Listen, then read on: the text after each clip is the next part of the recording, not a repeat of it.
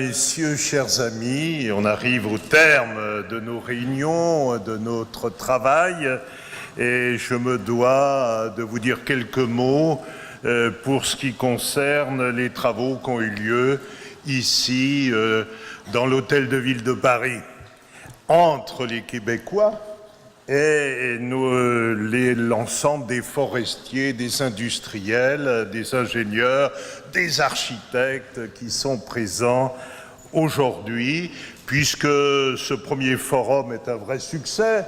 Nous étions au cours de la journée 200 et plus, donc c'est une satisfaction pour le président de la Fédération nationale des communes forestières, mais aussi le représentant de la Fédération de l'interprofession forêt-bois française.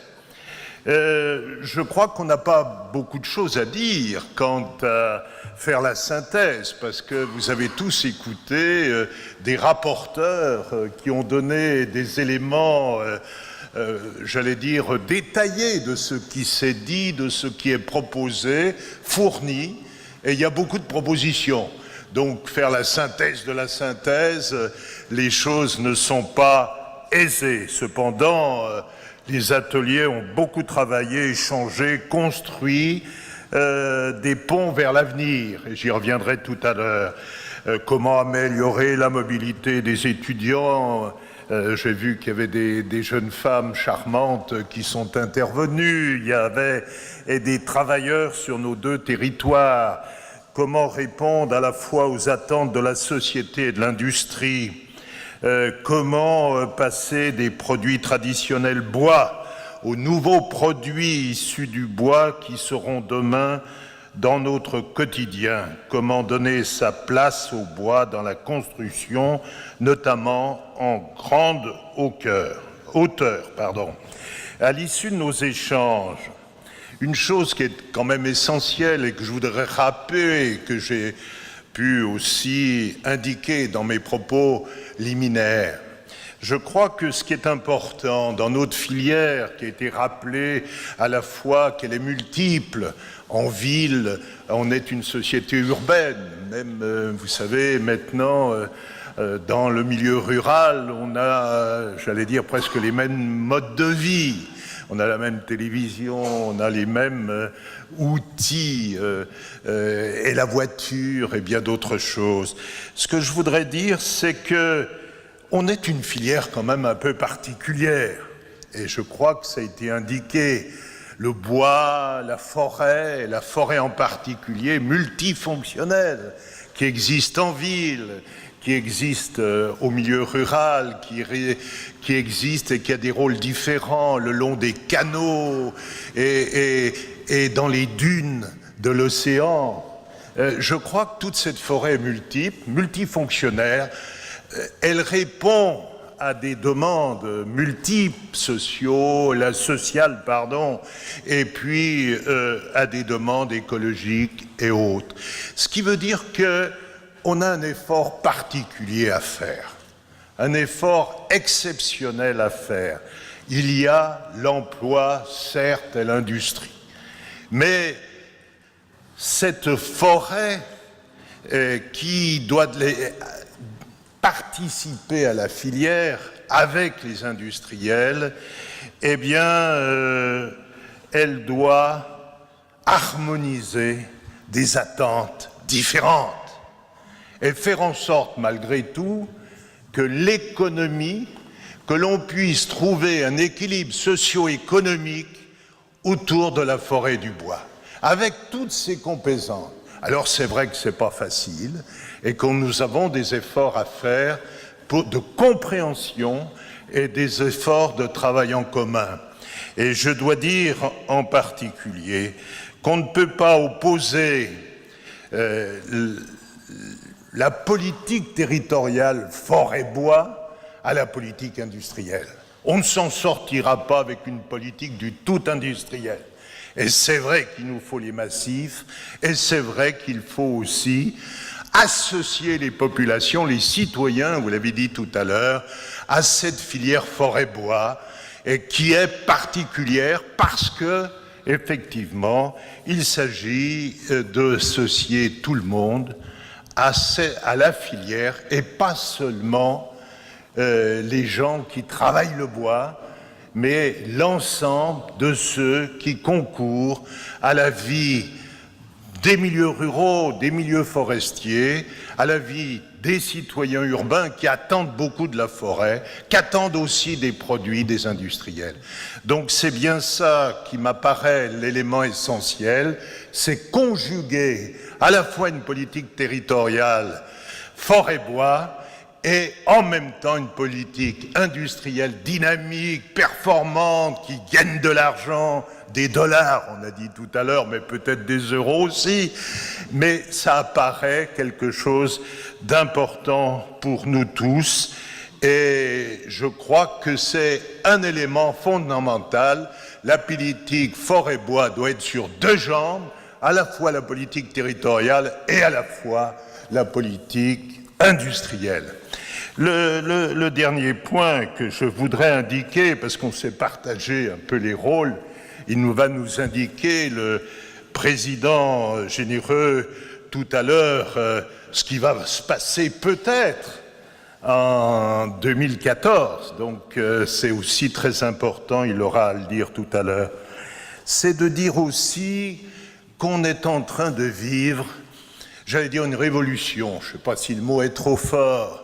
C'est vrai que moi j'ai connu les problèmes du bois et de la forêt. Vous savez, le bois, c'était il y a l'image classique que l'on avait il n'y a pas si longtemps.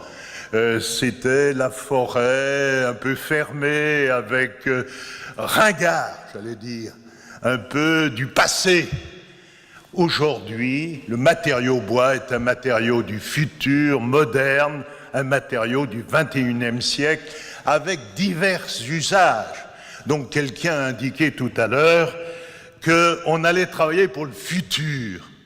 Et travailler pour le futur, ça veut dire faire beaucoup de réflexions.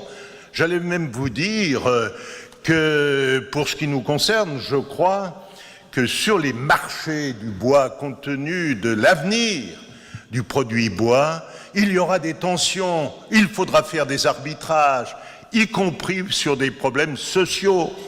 Donc il m'apparaît important aujourd'hui que l'on puisse travailler ensemble sur l'évolution de l'avenir par rapport aux matériaux bois, mais aussi par rapport à l'avenir et ce qu'attendent nos concitoyens pour la forêt. Donc c'est un problème que je voulais souligner et que je voulais proposer donc en fin de colloque pour les réflexions de l'année prochaine et au-delà. Sur ce même sujet, je me trouvais avec le ministre, donc Le Foll, il n'y a pas hier, et il y avait Laurent de Normandie qui était avec moi, qui est le président de l'interprofession nationale. Il nous a dit tous les deux, les yeux dans les yeux, mettez-vous d'accord avant la fin de l'année pour que vous ayez un projet stratégique pour les 10 ans qui viennent. Donc ça paraît important à ce que cette réflexion sur le moyen terme, nous puissions la faire ensemble.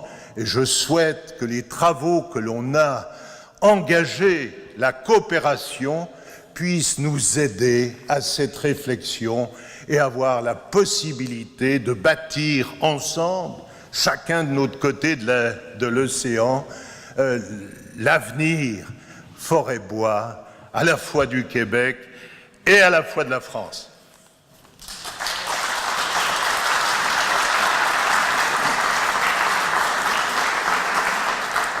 Donc, Madame Giboudot, inspiré président, sans doute dû à cet inspirant lieu qui a été généreusement mis à notre disposition pour ce premier rendez-vous. Membre du comité organisateur de ce premier forum, distingués panélistes, amis français, collègues québécois. Le résumé qu'on a fait tantôt d'où on vient, le rappel de l'énoncé de Louis XIV, sans doute un inspirateur du développement durable qui nous rappelait à juste titre que, eu égard à ce que les forêts puissent perpétuellement y subvenir, mais je pense qu'on a tout au long de cette journée eu cette préoccupation de comment on peut maintenant être des acteurs de ce défi nouveau que nous pose la forêt. Bien sûr, elle s'inscrit dans une histoire. Nous nous inscrivons dans la continuité de cette histoire et ce qui nous attend, c'est probablement le défi le plus passionnant à entendre ce qu'on a entendu au cours de ce forum. Notre défi est celui maintenant de l'excellence, celui du savoir, celui de comment on va réussir à faire de ce produit moderne, comme le dit à juste titre Jean-Claude Monin, de ce produit moderne, un levier de développement pour nos économies nationales et nos économies locales. Donc, le défi forêt qui nous est posé, il est plus que jamais à l'ordre du jour et il s'inscrit à juste titre dans ce grand rendez-vous qu'ont nos sociétés avec le développement durable. Et quand on examine ça par nos lorgnettes particulières, celle de nos communautés locales, celle de l'entrepreneur, celle de l'économie, celle de l'environnement, c'est ensemble autour de ces piliers que constitue le développement durable qu'il faudra bien trouver la solution.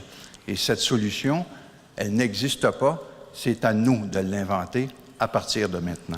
Et ce forum, je pense qu'il a très bien mis la table pour poursuivre cette réflexion. Et la suite de cet événement, la suite de cette réflexion, elle doit absolument pouvoir se faire.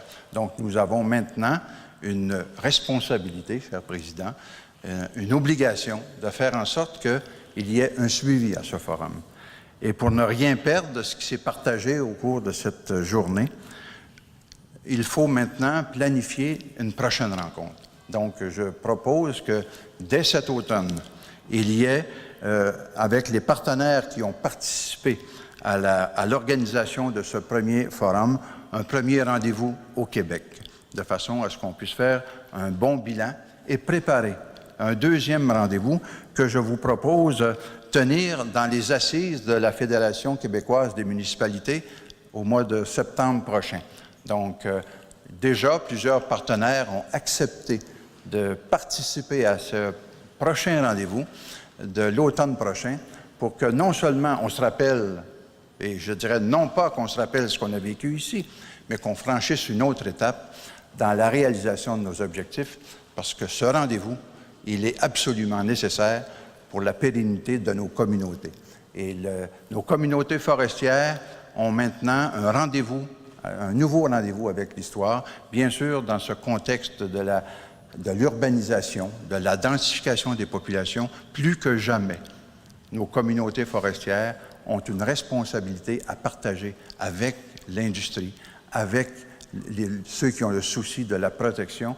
Et ça, il faut pouvoir le faire ensemble. Et déjà, je pense qu'on a bien mis la table pour ce grand rendez-vous et c'est en partenariat et en concertation qu'on relèvera ce défi du développement forestier et d'en faire un outil de développement basé sur non seulement les idées, comme le proposait Hervé, mais que ces idées deviennent des leviers de développement et des instruments qui vont faire non seulement notre fierté, mais notre richesse. Donc, rendez-vous à Québec en 2014 et d'ici là, on va se mettre au travail pour bien s'assurer qu'on n'échappe rien des